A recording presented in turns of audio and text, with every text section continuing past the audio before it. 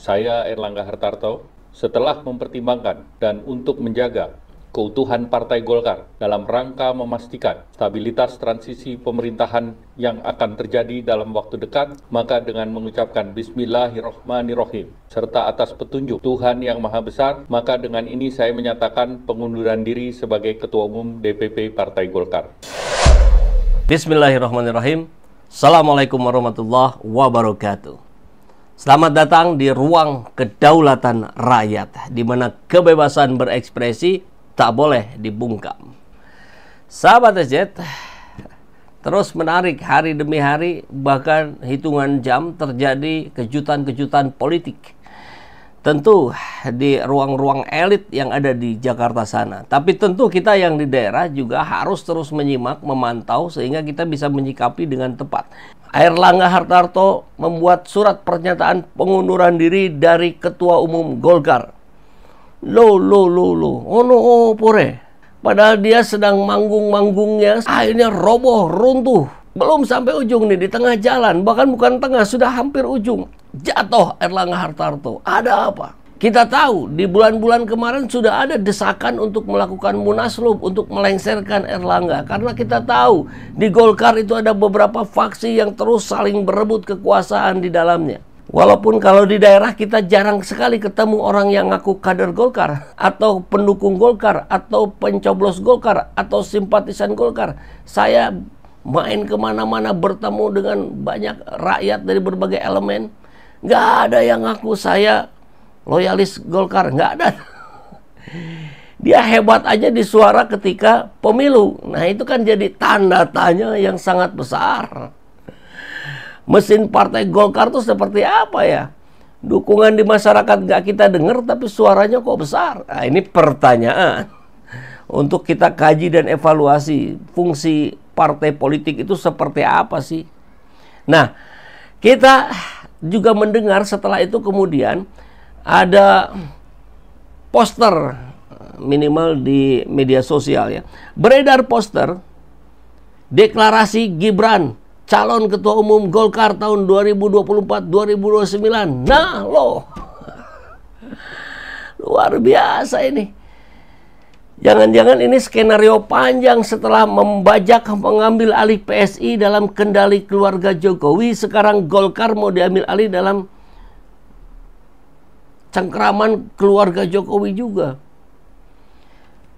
Kaisang dipasangkan untuk PSI, Gibran dipasangkan untuk Golkar. Kalau ini benar, luar biasa. Konsolidasi jahat, kong kali kong sama dengan cukong. Ngeri kali ini ya. Jokowi ini luar biasa, makin kesini makin mengerikan. Erlangga tiba-tiba undur diri dari Ketum Golkar. Strateginya sudah terbaca, di situ ada Mukidi yang berkepentingan. Tadi malam Erlangga mengundurkan diri, sekarang beredar leaflet Gibran. Gibran calon Ketua Umum Golkar. Ini kalau deklarasi Gibran Raka Buming Raka for Ketum Golkar 2024-2029 KMPG. Apa ini kepanjangannya? Saya nggak kebaca ya.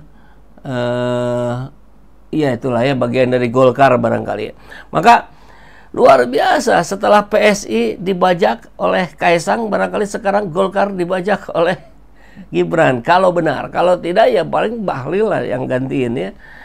Atau malah Jokowi yang mau jadi ketum Golkar. Karena ada juga selebarannya. Demi menangkan pilkada seluruh Indonesia, Ketum Golkar Jokowi, Sekjen Ahmad Doli Kurnia Tanjung, Bendum Bahlil Lahadaila. Luar biasa. Ya kita lihat nanti ya, ini akan terlihat dalam beberapa hari ke depan bagaimana gonjang-ganjing Golkar ini terkait dengan cawe-cawenya Joko Widodo. Tapi kalau kita lihat di sini, nah, ini pengakuan Erlangga. Ada videonya ya, kita coba dengarkan dulu deh sedikit. Assalamualaikum warahmatullahi wabarakatuh. Selamat pagi para kader Partai Golkar yang saya cintai. Saya Erlangga Hartarto, setelah mempertimbangkan dan untuk menjaga keutuhan Partai Golkar dalam rangka memastikan stabilitas transisi pemerintahan yang akan terjadi dalam waktu dekat, maka dengan mengucapkan Bismillahirrahmanirrahim, serta atas petunjuk Tuhan Yang Maha Besar, maka dengan ini saya menyatakan pengunduran diri sebagai Ketua Umum DPP Partai Golkar. Pengunduran diri ini terhitung sejak semalam, yaitu Sabtu 10 Agustus 2024. Selanjutnya sebagai partai besar yang matang dan dewasa, DPP Partai Golkar akan segera menyiapkan mekanisme organisasi sesuai dengan ketentuan ADART organisasi yang berlaku. Semua proses ini akan dilakukan dengan damai, tertib, dan dengan menjunjung tinggi marwah Partai Golkar. Demokrasi harus kita kawal dan kita kembangkan terus-menerus. Partai politik adalah pilar demokrasi kita. Ya, cukup lah ya. Pokoknya intinya begitulah. Tentu normatif ya. Kalau kita baca versi teksnya, pengakuan Erlangga setelah mundur, kini beredar flyer Gibran calon ketum Golkar 2024-2029. Flyer bertuliskan deklarasi Gibran. Nah, ini beredar di grup-grup WA. Dalam flyer tersebut, Gibran tersenyum dan mengenakan pakaian khas Jawa. Ini nanti akan dibantah, tapi kemudian kalau ternyata responnya bagus, dijadikan itu barang. Nah, kan biasanya begitu. Di samping kanan foto Gibran terdapat logo Golkar bertuliskan golongan karya. Saat flyer itu, Wakil Ketua Golkar Nurdin Halid mengungkapkan alasan Erlangga mengundurkan diri.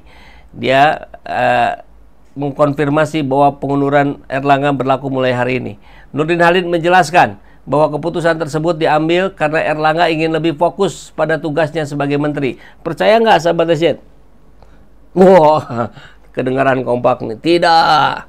Ini normatif sekali. Kalau memang mau fokus sebagai menteri, harusnya ketika Anda naik menjadi menteri ekonomi, Anda langsung mundur dari Ketua Umum Partai Golkar biar tidak ada konflik kepentingan, ya interest of konfliknya nggak ada. Tapi kalau ini udah mau di ujung-ujung, tinggal berapa bulan lagi masa jabatan baru mundur, kan aneh sekali. Ini tekanan dari siapa gitu kan?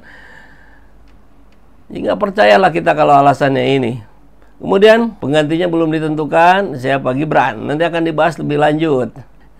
Erwin Aksa pun membenarkan.